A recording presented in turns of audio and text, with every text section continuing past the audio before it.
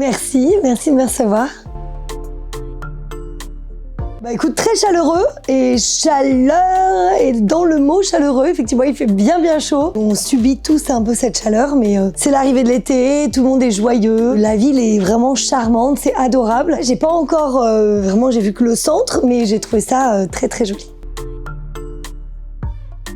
Bah en fait, il y a 2 ans, avec mon associé et ami Kelly Marot, j'avais tellement de demandes d'amis comédiens avec qui je tournais, etc., qu'on rencontrait, qui avaient envie de se former, qu'on a décidé d'ouvrir notre propre école de doublage, qui est un petit peu différente. On prend que des comédiens qui sont déjà comédiens, ils sont déjà professionnels, ou alors ils ont au minimum 3 ans de cours de théâtre dans une grande école, type conservatoire ou autre. Et en fait, on les forme à l'activité, à l'exercice du doublage qui est très particulier, avec les contraintes de la rythmo, du lip sync, etc. Donc voilà, il y a plusieurs écoles, on n'est pas les seuls, mais on fait un petit peu différemment, c'est qu'on vraiment s'adresse déjà aux gens déjà professionnels, et on a tous nos formateurs sont tous, sans exception, directeurs artistiques, et ils dirigent tous beaucoup.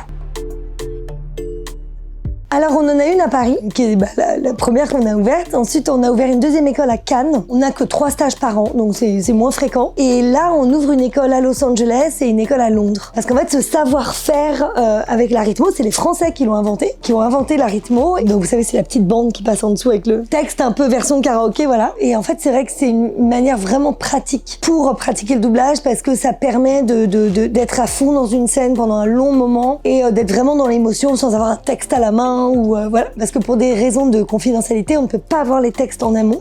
Nous, les comédiens, on ne sait pas ce qu'on va doubler jusqu'au jour J. Cette méthode, en fait, nous, ça fait 100 ans qu'on la pratique en France et on se rend compte qu'elle marche super bien. Donc, du coup, elle commence à être exportée un petit peu à l'étranger. Alors, tu me diras, les Américains, qu'est-ce qu'ils doublent, tu vois, parce que 95% des produits, évidemment, sont en anglais. Mais en fait, avec l'arrivée des plateformes, comme Netflix, Apple, Amazon, Disney, etc., il y a beaucoup de contenu fait à l'étranger aussi maintenant. Même, par exemple, Netflix, il tourne dans 36 pays, 36 langues. Donc, voilà, donc il y a les séries anglaises qui sont la majorité de leur production, mais les 35 autres langues, il faut les doubler. Donc là, ils s'y mettent depuis quelques années et voilà, eux, ils sont vraiment au début d'une nouvelle industrie qu'ils connaissent pas encore vraiment. Notre savoir-faire français, la French Touch.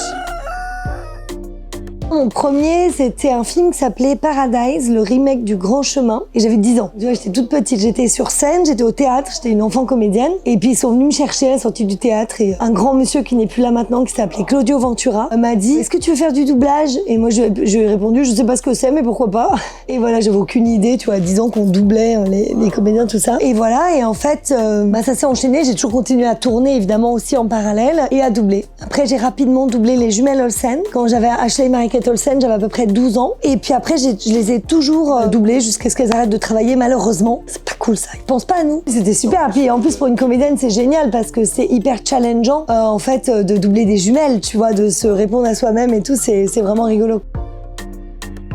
J'ai un top 3. J'ai du mal à en élire qu'une, mais je dirais en premier Vanellope dans Les Mondes de Ralph, parce que j'ai adoré ce personnage, j'ai adoré l'histoire de cette amitié entre ce gros costaud et cette petite fille qui a pas de famille et tout. J'ai trouvé ça super touchant et ça changeait un peu des Disney où c'est toujours le prince, la princesse, ils tombent amoureux, on le sait déjà. Enfin, tu vois, même si c'est toujours agréable à regarder, bien sûr, mais là pour une fois c'était autre chose en fait. Et j'ai adoré cette petite fille attachante, comme j'aimais dire. Et puis après, j'adore évidemment Harley Quinn. C'est une vraie rencontre. Enfin, je pense que Margot Robbie a eu, et moi j'ai eu la chance de rencontrer Margot Robbie dans ma carrière et du coup grâce à elle de vivre de grandes aventures et de beaux rôles. Et Harley, c'est mon exutoire, c'est le personnage qui me permet de me défouler, etc. Et ensuite j'ai quand même un petit coup de cœur pour Ashley Marie-Kate Olsen que j'ai adoré parce que là c'est plus le challenge du point de vue comédienne qui est super amusant en fait de se faire les questions-réponses.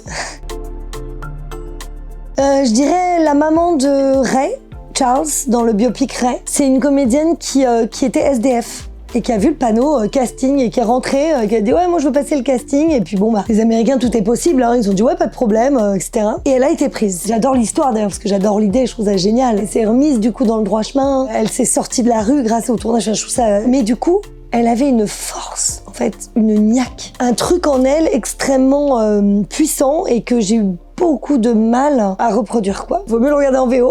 J'avoue, là, c'était quand même très dur. Après, j'ai été choisie par le réalisateur lui-même, etc. Donc bon, là, j'étais pas dans ma zone de confort du tout. Mais c'est comme ça aussi qu'on avance, exactement, se remettre en question et finalement se dire ah, je peux peut-être pas tout jouer finalement. Je sais pas, en tout cas, je travaille pour quoi. Merci à vous. Gros bisous.